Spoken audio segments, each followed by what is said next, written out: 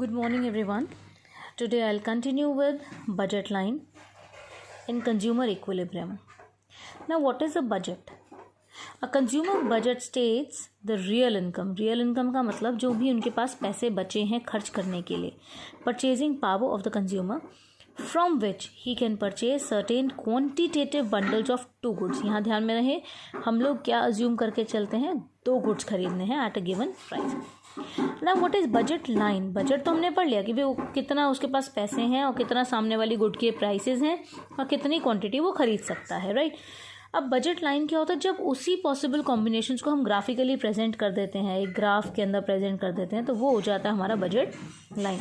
So budget line is a graphical representation of all possible combinations of 2 goods, right, which can be purchased with, किससे खरीद सकते हैं, अपने पैसे से, given income, and the prices such that the cost of each of these combinations is equal to the money income of the consumer. कि जो भी हमारी वो चीज़ है, जो हमारा कंज्यूमर है, जो भी हमारा कंज्यूमर खर्च करता है, वो हमारा इक्वल हो किसके, मनी इनकम के, जो भी मनी इनकम के, जो उसके पास पैसा है, राइट. आगे हम चलते हैं. इसको मैं एक बार इसकी इक्वेशन आपको लिख कर दिखा देती हूँ कि जैसे जो हमारी मनी इनकम है, सपोज कंज्यूमर के पास जो है 20 रुपये है, वो एक क्वांटिटी ले रहा है price into Q of 1 plus price into Q of second good, right.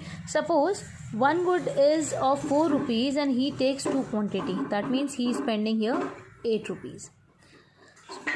अब आप बताओ उसके पास कितने रुपीज़ बचे, 16. Suppose other good is of 2 rupees and he buy 8 units, get 16, right. तो अब टोटल उसके कितने खर्च हो रहे हैं, आप देखो एक बार कितने खर्च हो रहे हैं, 16 + 8, ज़्यादा खर्च हो रहे हैं. पैसे हैं कितने, 20. तो क्या ये बंडल वो ले सकता है, वो ये बंडल नहीं ले सकता. वहीं पर अगर वो इसकी एक क्वांटिटी कम कर देता है 6, तो उसकी जेब से कितने रुपीज़ जाएंगे, 12. तो क्या अब इतना उसका इक्वल होगा, बिल्कुल इक्वल होगा. तो हमें यही ध्यान रखना है कि एक गुड के प्राइस कितने हैं और उसके हम कितनी क्वांटिटी ले रहे हैं, प्लस दूसरे गुड के प्राइस कितने और कितनी क्वांटिटी ले रहे हैं. It should be equal to the money income. ये है बजट लाइन की इक्वेशन.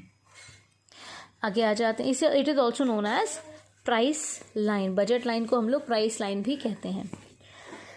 बजट सेट क्या होता है, वो बजट सेट जिसके अंदर सारे पॉसिबल कॉम्बिनेशंस हैं कि कंज्यूमर कैन अफोर्ड कर सकता है, इक्वल भी हो सकता है और उससे ज़्यादा इनकम भी उसकी जेब में हो सकती है. जैसे मैंने अभी आपको एग्जांपल दिया, 20 रुपये उसके पास हैं और 2 गुड्स में वो खर्च कर रहा है 4 × 2, यहाँ 8 रुपीज़ खर्च कर रहा है, प्लस 2 × 4, ये प्राइस है, ये क्वांटिटी है.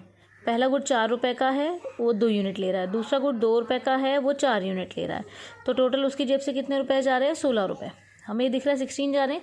उसकी जेब में पैसे हैं कितने, 20. क्या वो ले सकता है कि नहीं, बिल्कुल ले सकता है.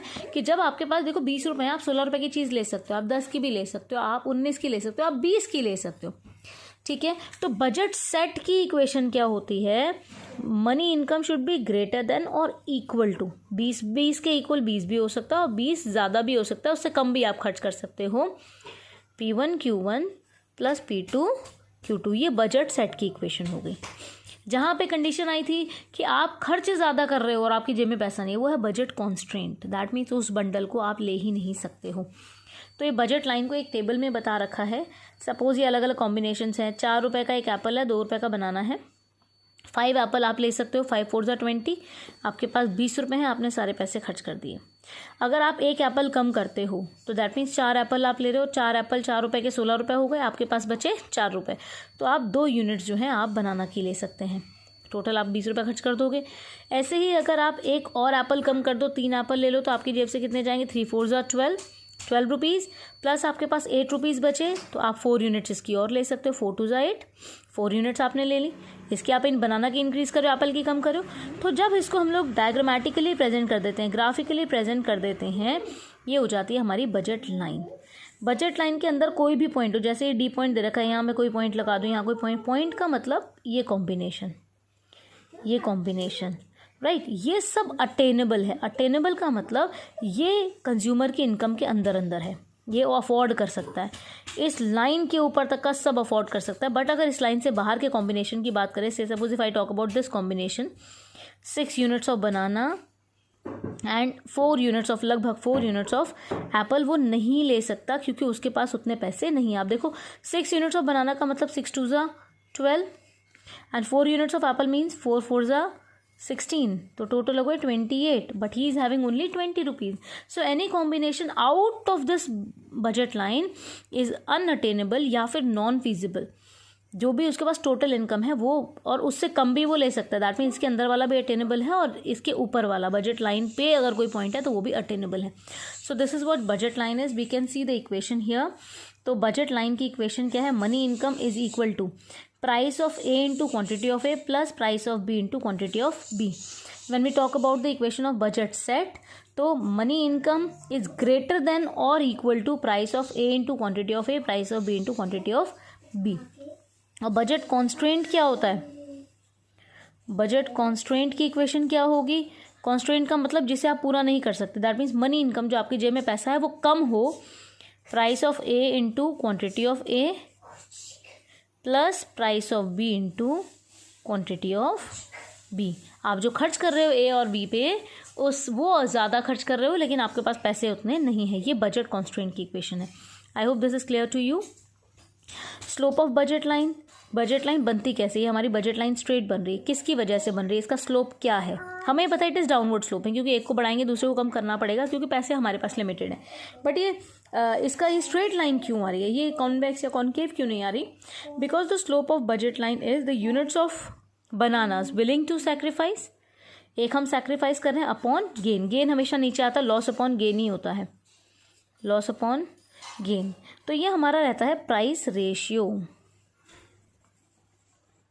That means PA upon PB, price of A commodity upon price of B commodity.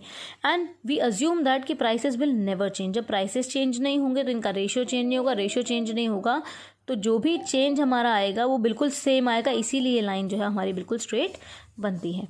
So, slope of budget line will be the number of units of bananas that the consumer is willing to sacrifice for an additional unit of apple. So, the slope of budget line is equal to price ratios of two goods. इसको हम market rate of exchange भी कहते हैं, MRE. That means market rate of exchange, right? Market rate of exchange ये लिखा हुआ है। तो PX upon PY, price ratio is equals to PX upon PY.